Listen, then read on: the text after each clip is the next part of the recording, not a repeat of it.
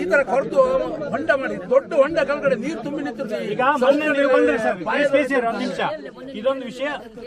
ಮೊನ್ನೆ ನೀವು ಬಂದ್ರಿ, ಅರಣ್ಯ ಇಲಾಖೆಗೆ ಬಂದ್ರಿ, ಅವತ್ತು ಪ್ರೆಸ್ ಮೀಟ್ ಮಾಡೋತ್ತಿಗೆ ಒಂದ್ ನಿಮಿಷ ಪ್ರೆಸ್ ಮೀಟ್ ಮಾಡೋತ್ತಿಗೆ ಒಂದಷ್ಟು ಜನ ಕಳಸದಲ್ಲಿ ಕಾಂಟ್ರಾಕ್ಟರ್ಗಳ ಹತ್ರ ಸ್ಟ್ರೈಕ್ ಮಾಡೋದು, ಸ್ಟ್ರೈಕ್ ಮಾಡಿ ಆದ್ಮೇಲೆ ಸ್ವಲ್ಪ ವಸೂಲಿ ಮಾಡೋದು ಅಂತ ವರ್ಡ್ ಯೂಸ್ ಮಾಡಿದ್ದಾರೆ.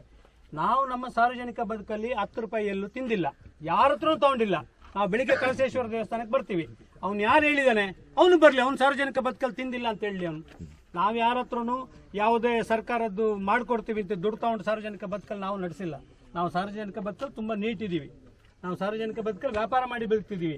ಯಾರ್ದೋ ಕಮಿಷನ್ ಮಾಡಿ, ಯಾರ್ದೋ ಸಬ್ ಇನ್ಸ್ಪೆಕ್ಟ್ರೋ ಮತ್ತೊಬ್ಬರ ಅವ್ರ ಹತ್ರ ಎಲ್ಲ ಮಾತಾಡ್ಕೊಂಡು ನಾವು ಇರುವುದಲ್ಲ. ನಾವು ಅವ್ರ ಜೊತೆ ನಾವು ಸೌಜನ್ಯವಾಗಿರ್ಬೇಕು, ಹಂಗೆ ಇದೀವಿ. ನಾವು ಆ ರೆಸ್ಪೆಕ್ಟ್ ಅವ್ರಿಗೆ ಕೊಟ್ಟಿದ್ದೀವಿ. ನಾವು ಯಾವುದೋ 53 ಮಾಡ್ತೀವಿ ಅಂತೇಳಿ 20-30 ರೂಪಾಯಿ ಕಲೆಕ್ಟ್ ಮಾಡ್ಕೊಂಡು ಸಾರ್ವಜನಿಕ ಬದುಕಲ್ಲಿ ನಾನಂತೂ ಮಾಡಲಿಲ್ಲ.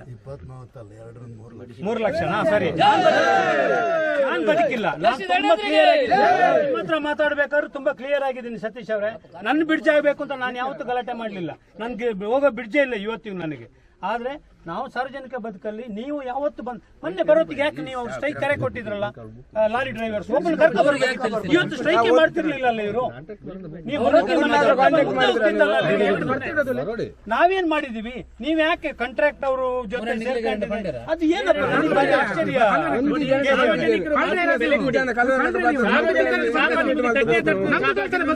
ದೇವ್ರ ಶಾಪ ತಟ್ಲಿಕ್ಕಿಲ್ಲ, ಸಾರ್ವಜನಿಕರ ಶಾಪ ತಟ್ತಿದೆ ಮಾತ್ರ. ಸರ್ಕಾರ ಸಂಬಳ ನೇಮಕ ಮಾಡಿದೆ, ಈ ಕೆಲಸ ಮಾಡ್ಬೇಕು ನೀವು.